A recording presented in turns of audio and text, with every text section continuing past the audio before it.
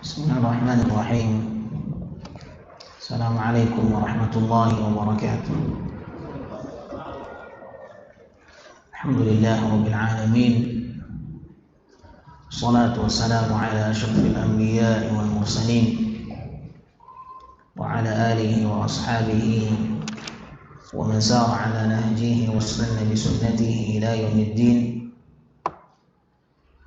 Allahumma 'allimna ma yanfa'una wanfa'na bima 'allamtana wa zidna 'ilman. Rabbana ishrah lana sudurana wa yassir lana umurana wahlul 'uqdatam min alsinatina yafqahu qawlana. Ma'asyiral muslimin rahimani wa rahimakumullah. Alhamdulillah, senantiasa selalu memberikan Allah Azza wa Jalla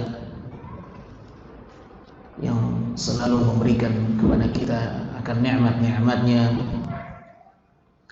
Tidak ada hari yang kita lewati melainkan tercurahkan di sana anugerah Allah.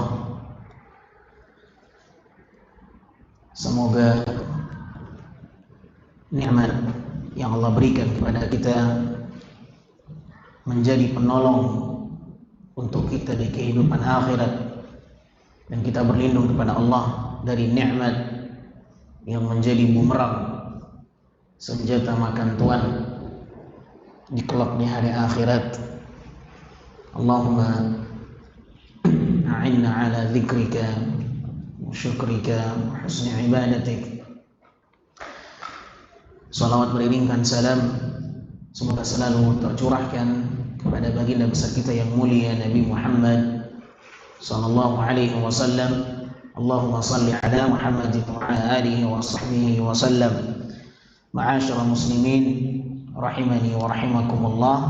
Kita lanjutkan pelajaran di dalam kitab Sifat Salat Nabi sallallahu alaihi wasallam yang dikarang oleh Syekh Muhammad Nasiruddin Al-Albani rahimahullah,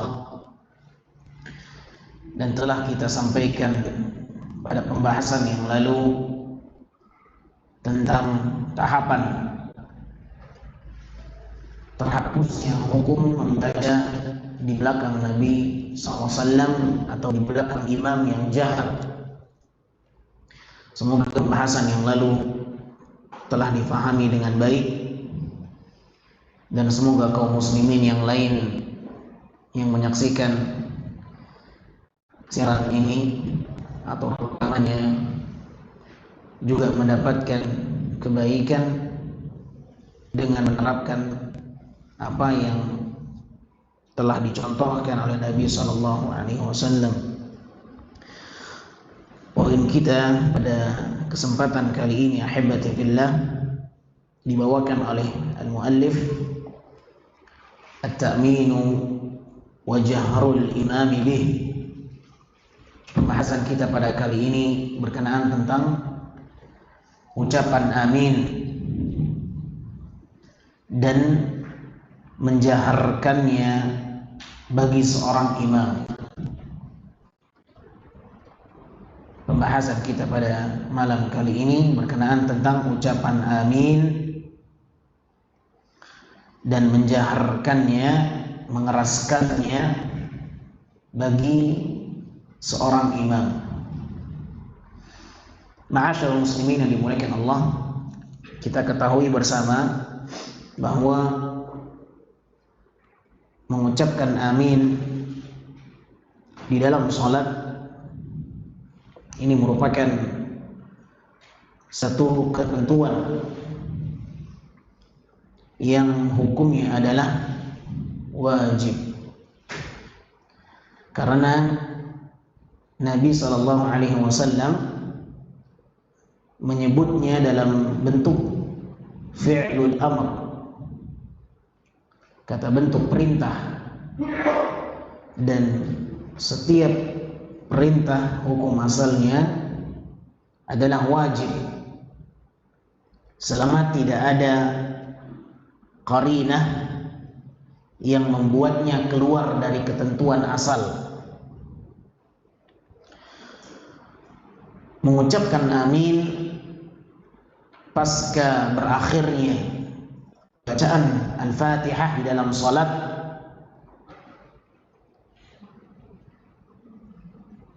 tidak sama ketentuan itu apabila seseorang membaca Al-Fatihah di luar salat. Dalam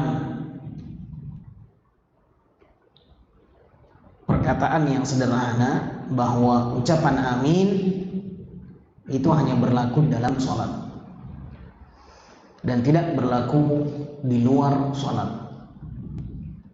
Seseorang yang membaca Al-Fatihah di dalam sholat maka wajib membacanya setelah mengakhiri Al-Fatihah. Seseorang yang membaca Al-Fatihah maka wajib dia menghadirkan ucapan amin. Namun seseorang yang membaca Al-Fatihah di luar salat tidak ada keharusan dan tidak ada ketentuan untuk membaca amin. Ucapan amin setelah Al-Fatihah berkaitan erat dengan salat. Dan tidak ada ketentuan harus membaca amin apabila seorang membaca Al-Fatihah di luar salat.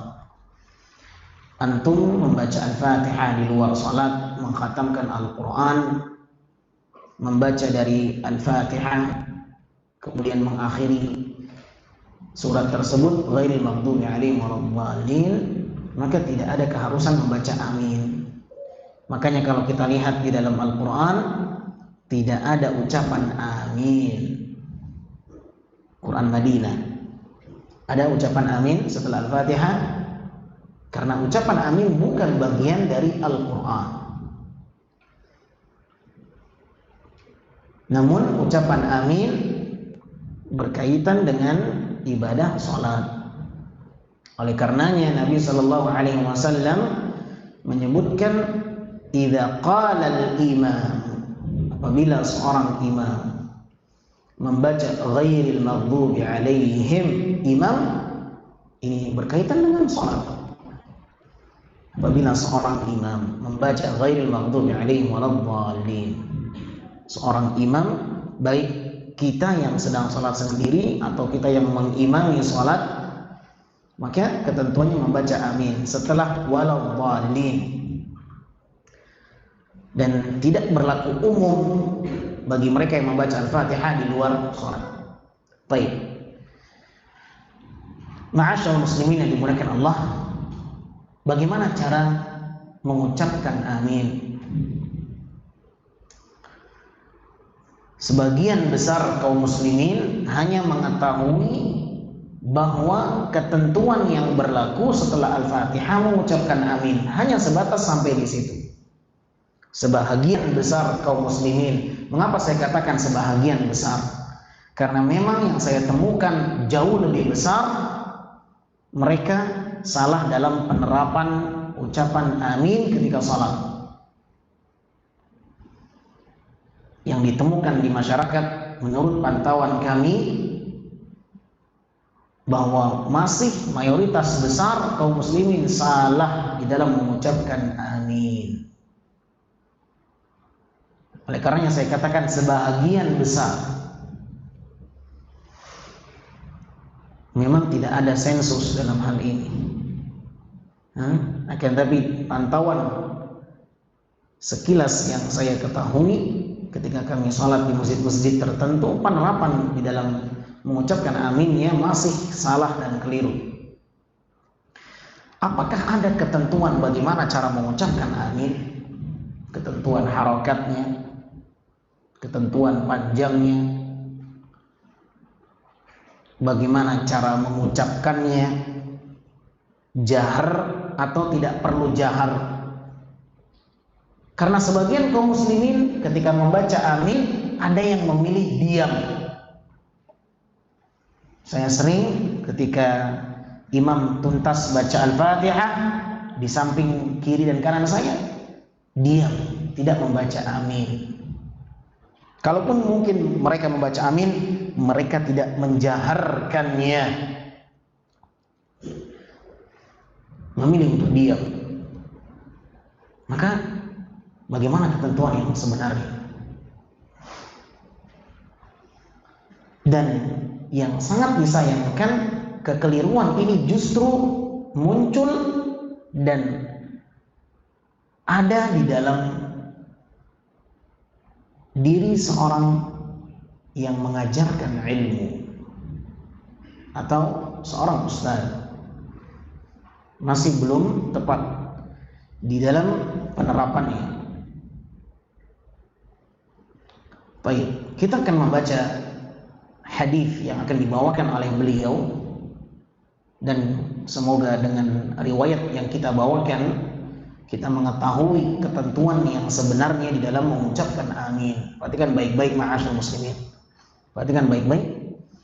Antum yang menjadi suami, perhatikan bagaimana seorang istri mengucapkan amin, bagaimana seorang anak mengucapkan amin ketika salat. Ajarkan ilmu agama.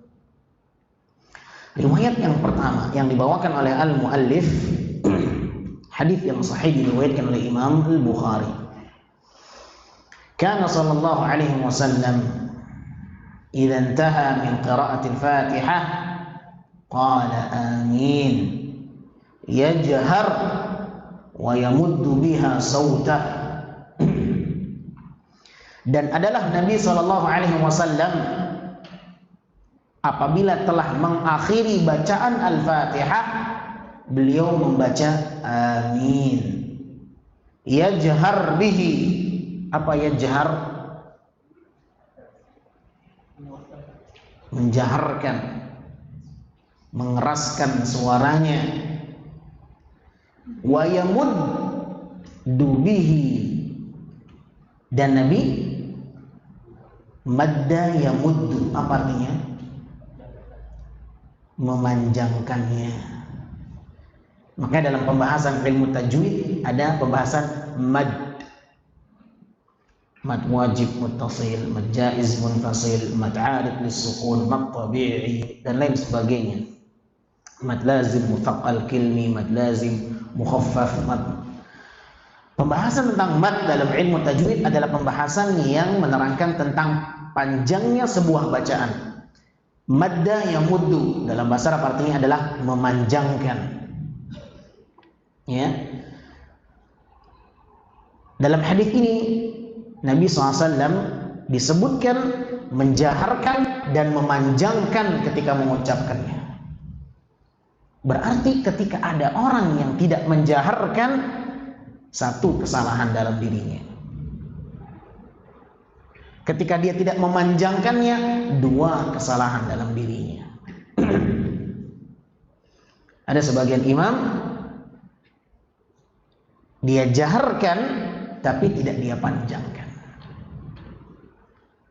Ghairil maghdubi alaihim waladdallin. Amin. Ini belum sesuai dengan kriteria.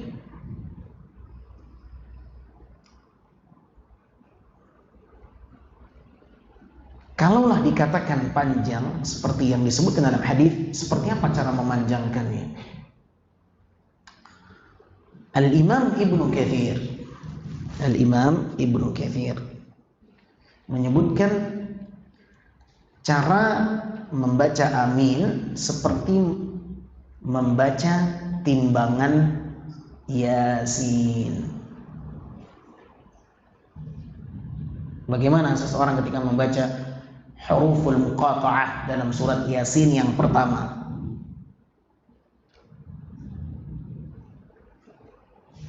Seperti apa?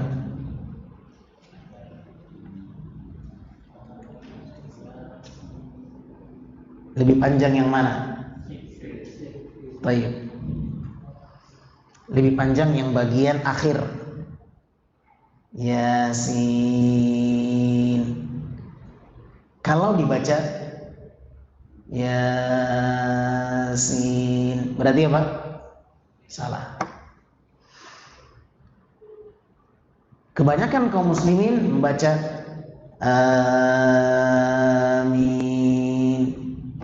lebih panjang bagian yang pertama dibandingkan yang kedua. Apakah ucapan amin ini bagian dari Quran sehingga harus diberikan hukum tajwid? Ini juga khilaf di kalangan para ulama. Apakah ucapan amin masuk dalam pembahasan yang berkenaan tentang tajwid sehingga harus diberikan hukum tajwid? Tidak. Makanya dalam Al-Quran tidak ada ucapan amin.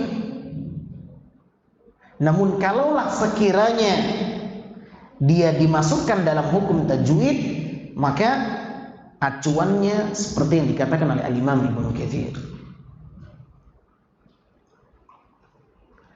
Mengapa? Karena kalau kita lihat amin, di situ ada dua mad, ada dua hukum mad kalau kita bawakan kepada ilmu tajwid. Yang pertama, mad huruf hamzah a, kemudian mi. Ini dua huruf yang terkena padanya hukum mad kalau kita bawakan kepada hukum tajwid. A dan mi. Kalau dia dipantau dari sisi ilmu tajwid, maka a terkena hukum mad badal, sehingga panjangnya hanya dua harakat.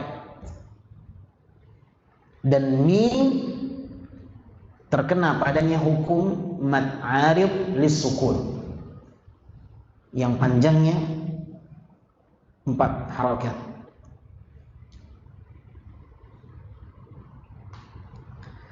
Sehingga yang berpeluang panjang lebih adalah bagian yang kedua, bukan bagian yang pertama.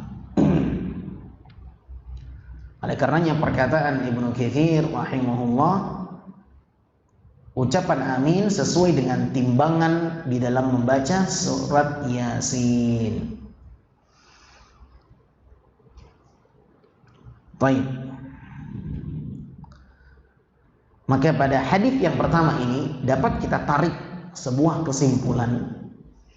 Orang yang tidak menjaharkan ucapan amin, satu kesalahan dalam dirinya.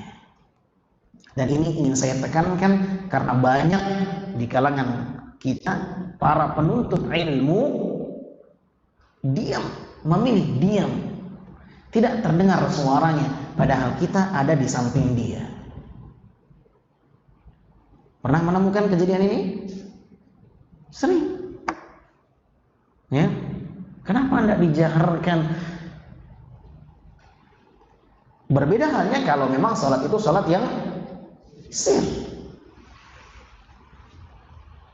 Tapi salat yang jahar, maka ketentuannya pun jahar. Baik, ini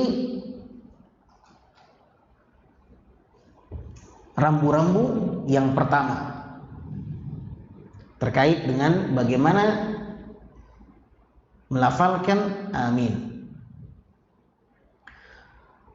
Kalau seseorang sedang sholat sendiri, mungkin mudah baginya untuk menerapkan ucapan amin ini. Loh, kenapa saya katakan kalau seseorang sedang sholat sendiri lebih mudah di dalam penerapan ucapan amin baginya? Karena kondisi seseorang yang sholat sendiri, kondisi yang sifatnya mutlak, tidak terikat dengan imam, tidak terikat dengan imam. Berbeda halnya kalau seseorang yang sholat itu berjamaah, maka dia terikat dengan kondisi imam, terikat dengan kondisi imam. Apa yang saya maksudkan dalam poin ini? Ma'asyiral muslimin yang dimuliakan Allah,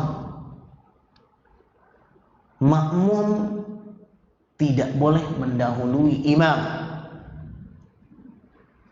Makmum tidak boleh mendahului imam. Apakah imam dituntut mengucapkan amin? Kita katakan imam dituntut dan wajib membaca amin. Oleh karenanya seorang makmum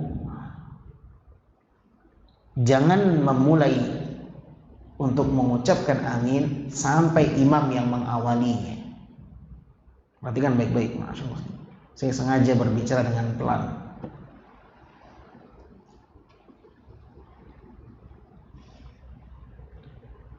Nabi SAW mengatakan di dalam sebuah hadis, "Idza ammana al-imamu fa'aminu." Apabila seorang imam membaca amin, maka ikutilah, iringilah ucapan aminnya imam. Berarti rambu-rambu yang berikutnya, kalau kita sedang sholat berjamaah, itu punya ketentuan khusus. Tapi kalau kita sedang sholat sendiri, silahkan. Ghairil maghdubi alaihim waladhdallin, langsung amin, silahkan. Tapi masalahnya sekarang kita sedang sholat berjamaah, tidak boleh mendahului imam. Karena mendahului imam, ancamannya keras. Nabi SAW menyebutkan ancaman orang yang mendahului imam terancam apa? Apa ancamannya orang yang mendahului imam?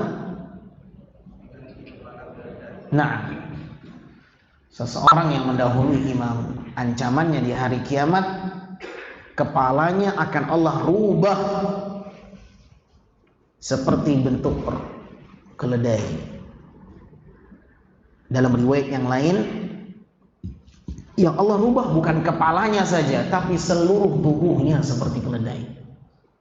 Nabi SAW bersabda, "Amma yakhsha ahadukum idza rafa'a ra'sahu qabla al-imam an yuhawwilullahu ra'sahu ra'sa himarin aw yuhawwilullahu suratahu surata himar."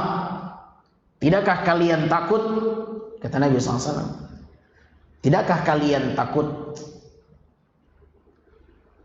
mengangkat kepala kalian lebih dahulu sebelum imam, akan Allah rubah nanti di hari kiamat kepala kalian dengan kepala keledai, atau bentuk rupa kalian akan berubah seperti bentuk rupa keledai. Nabi berikan ancaman ini kepada sahabatnya. Dan mendahului imam bukan hanya dalam perbuatan, akan tapi juga berlaku dalam apa? Perkataan. Mendahului imam bukan hanya pada perbuatan saja yang terlarang, tapi juga mendahului imam terlarang dalam ucapan. Oleh karenanya dalam hadis Nabi mengatakan, "Wa idza kabbara fakabbiru." Apabila imam bertakbir, maka bertakbirlah kalian. Ketentuannya, jangan kita mengucapkan takbir kalau imam belum mengucapkan takbir. Wa idza ammana al-imamu fa'aminu.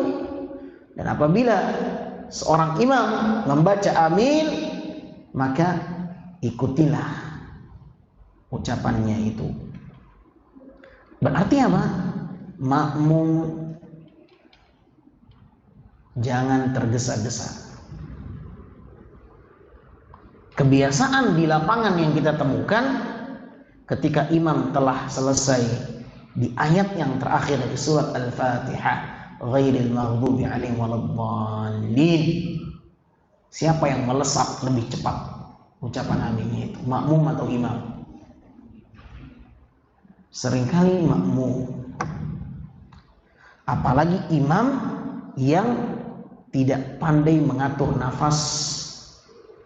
Dia sudah ngos-ngosan karena baca Al-Fatihah, akhirnya tuntas Al-Fatihah, dia mengambil nafas, menghela nafas, ternyata makmum lebih dahulu mengucapkan amin. Karena membaca Al-Quran ini juga membutuhkan apa? Pengaturan nafas. Ya. Kalau imam tidak berhati-hati untuk bersegera mengawali ucapan amin, maka yang akan terjadi makmum yang akan lebih mendahului ucapan aminnya imam. Dan apabila itu terjadi, maka yang terkena ancaman makmum mendahului imam. Oleh karenanya seorang imam harus berhati-hati, jangan sampai membuat kondisi makmum terkena ancaman. Bagaimana caranya? Dia harus lebih awal memulai ucapan amin agar tidak didahului oleh makmum.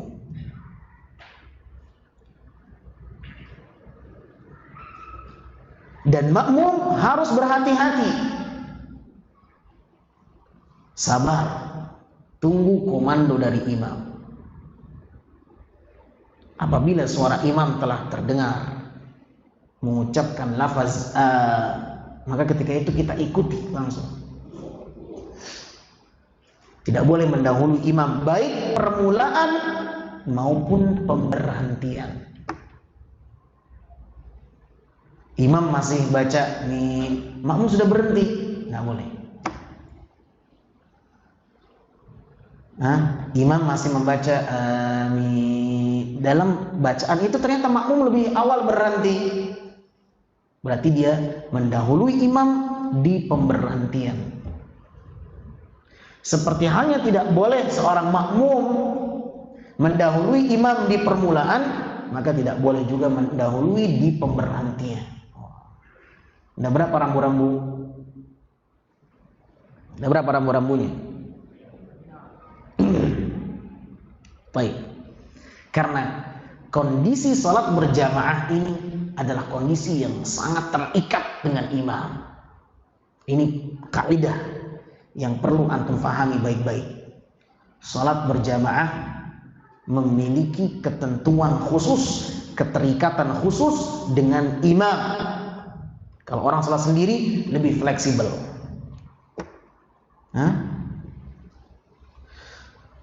Baik, disinilah pentingnya kehati-hatian seorang imam dan makmum. Kehati-hatian seorang imam, jangan sampai telat membaca amin karena dikhawatirkan makmum yang akan melesat lebih awal di dalam ucapan itu. Makmum, hati-hati, jangan bersegera mengucapkan amin, berikan kesempatan bagi imam untuk mengawalinya.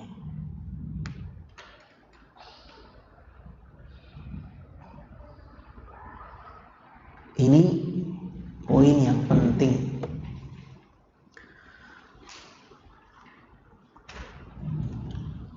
Karena Nabi mengatakan sallallahu alaihi wasallam, "Idza ammana al-imamu fa aminu." Apabila imam membaca amin, maka ikuti aminnya. Artinya jangan memulai mengucapkan amin kalau imam belum mengawalinya. Maka saya sering peringatkan beberapa ikhwan yang menjadi imam, hati-hati, jangan sampai telat, harus gesit mengucapkan amin. Yang sangat disayangkan beberapa imam yang tidak belajar fikih sholat ini, apalagi imamnya yang tua, lambat plus lelet, di belakangnya anak muda, cepat dan gesit. Biasanya orang tua itu identik dengan lambat lelet. Anak muda identik cepat, gesit, tanggap. Tradisi di masyarakat kita, imam yang dituakan bukan karena keilmuannya, tapi karena dituakan karena umurnya. Bukan dituakan karena ilmunya, tapi dituakan karena umurnya. Yang terjadi, imam memberikan komando amin atau imam telat mengucapkannya, yang di belakang orang-orang muda. Yang paling sangat berbahaya, imam yang tidak belajar, makmumnya juga tidak belajar. ya, akhirnya berlomba-lomba. Dan imam itu dijadikan dalam sholat untuk diikuti. Innama ju'ilal imam liyutamma bih.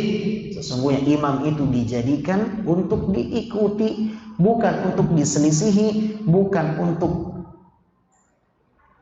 didahului, bukan untuk diselisihi dan bukan untuk didahului. Syekh Masyhur Hasan Salman hafizahullah menyebutkan kondisi seseorang yang mengucapkan amin itu ada 3. Kondisi seorang yang mengucapkan amin itu ada 3. Yang pertama, musabaqah, mendahului makmum, mendahului imam. Maka ini kondisi yang paling fatal dari 3 kondisi. Musabaqatul imam, mendahului imam. Ini kondisi yang paling fatal. Kenapa? Terkena ancaman Nabi SAW. Mendahului imam. Imam belum membaca amin, dia sudah mengawalinya. Kondisi yang kedua, terlambat. Kondisi ini adalah kondisi yang juga dinilai salah oleh para ulama, akan tetapi kesalahannya tidak sefatal kondisi yang pertama. Bagaimana seseorang dikatakan terlambat? Imam telah selesai membaca amin, dia baru mulai. Dia berada di belakang imam, dia tidak mendahului imam, tapi terlambat. Bukan mengiringi, bukan mengikuti. Contoh, antum sedang konvoi. Konvoi, tahu konvoi? Beriringan. Antum tidak mendahului teman konvoi. Antum berada di belakang. Antum tidak mendahului, tapi antum tertinggal jauh di belakang. Itu mengiringi atau bukan? Namanya mengiringi atau bukan? Bukan, tertinggal. Tertinggal jauh di belakang. Sudah ada di antara iringan itu mobil lain masuk, tertinggal jauh. Dan ini kesalahan juga yang dikatakan oleh para ulama. Namun tidak sefatal kondisi yang pertama, yang mendahului komandan, mendahului pemimpin. Itu yang fatal. Kondisi yang ketiga, inilah yang seharusnya mengikuti dan mengiringi. Mengikuti dan mengiringi imam.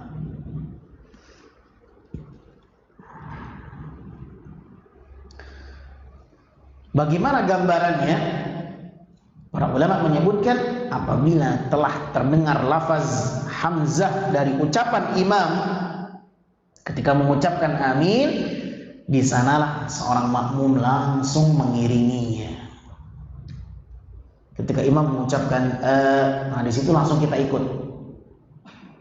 Ini dikatakan mengiringi imam, mengikuti imam.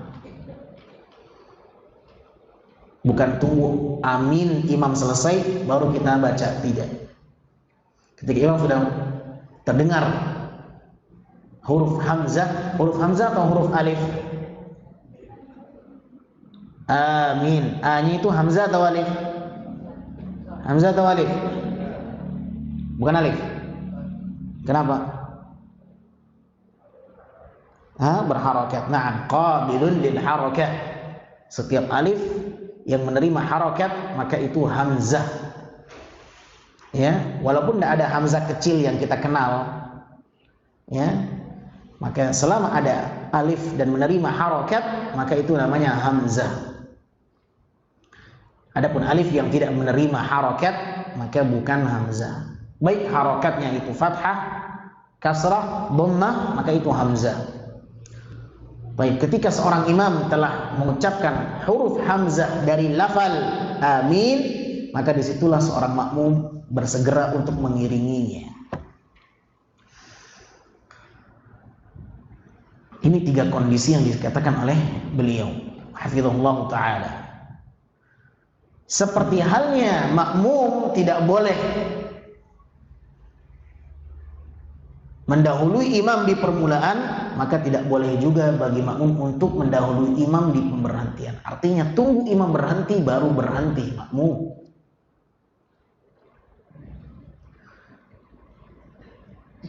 Bagaimana kalau sekiranya suara imam tidak terdengar jelas? Ini yang jadi masalah.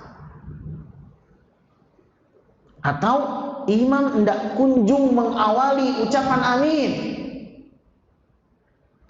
karena sebagian imam memandang bahwa ucapan amin tugasnya makmum, tugas ana selesai baca Al-Fatihah.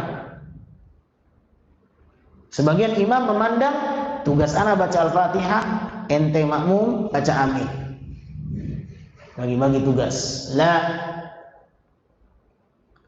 Dari mana kita tahu bahwasanya imam juga mengucapkan amin? Dari hadits Nabi SAW. Idza ammana al-imam fa'aminu. Apabila imam telah membaca amin, maka ucapkanlah oleh kalian amin. Artinya imam secara zahir dalam konteks hadis juga dituntut membaca amin. Sebuah kesalahan apabila imam tidak membaca amin. Dan ini banyak kita temukan. Ya.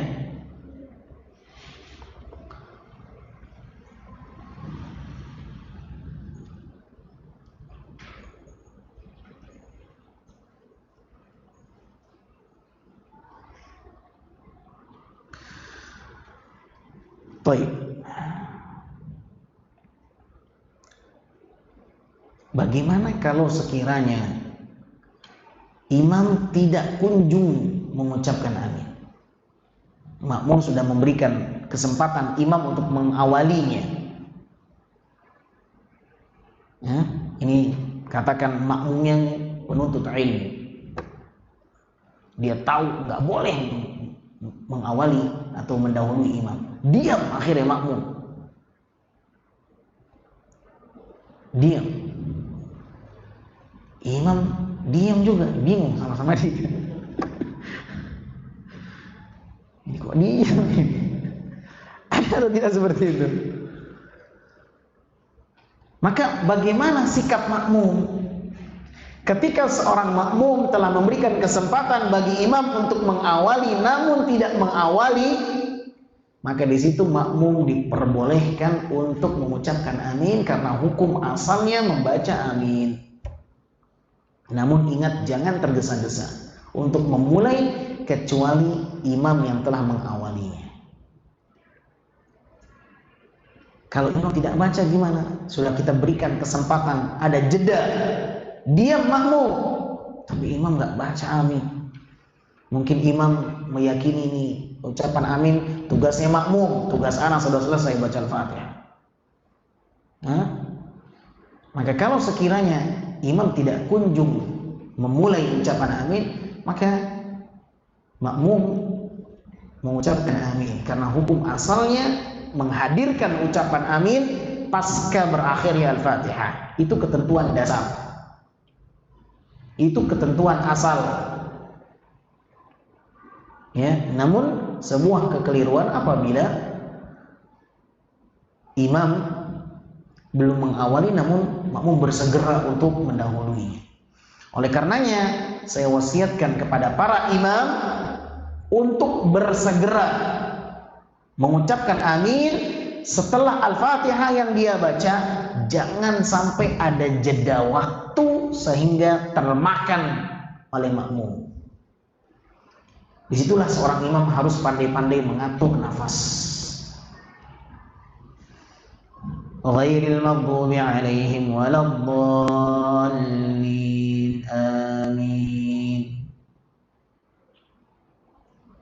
Namun kebanyakan imam nafasnya ngos-ngosan, bahasa orang Jakarta. Akhirnya apa? diambil kesempatan mengawalinya oleh makmum.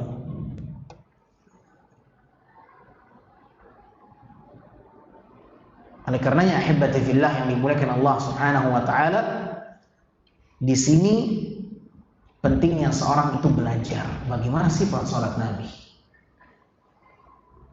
Ternyata di dalam mengucapkan amin ada ketentuan dan caranya.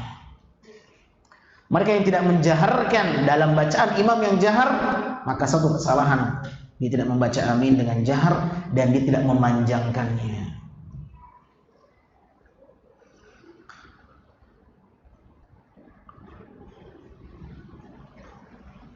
Ternyata ahibati fillah, ucapan amin ini memiliki hikmah. Apa hikmahnya? Ucapan amin berfungsi mendatangkan ampunan Allah, dengan catatan ucapan aminnya sesuai dengan ucapan aminnya malaikat.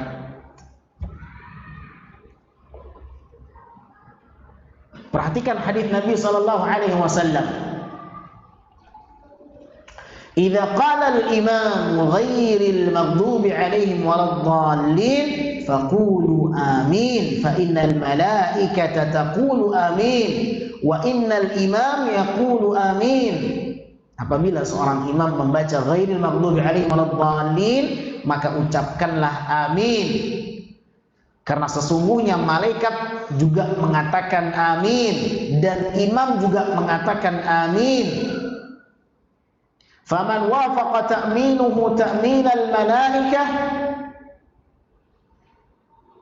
ghufira lahu ma taqaddama min dhanbi. Barang siapa yang ucapan aminnya beriringan dengan ucapan aminnya malaikat yang ada di langit,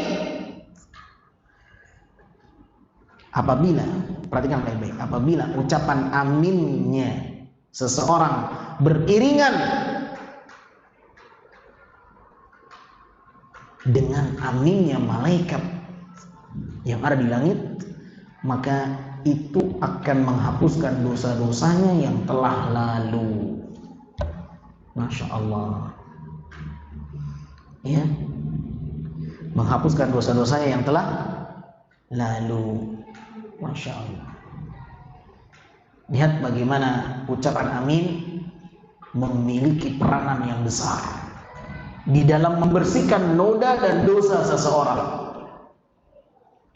Ya.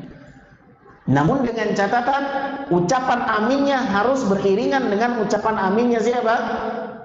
Malaikat. Pertanyaannya antum tahu? Apa kira-kira pertanyaannya? Apa kira-kira pertanyaannya?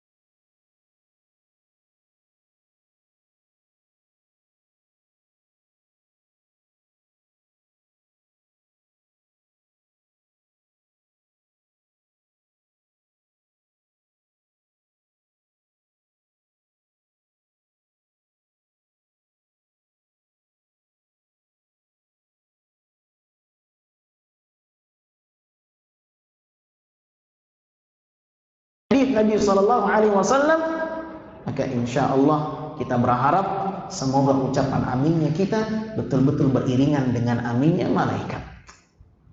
Kita hanya berusaha mengikuti Nabi SAW. Kita nggak pernah dengar aminnya malaikat itu gimana, cara mencocokkannya gimana. Maka begitulah para ulama menjawabnya. Sudah masuk Isya? Baik.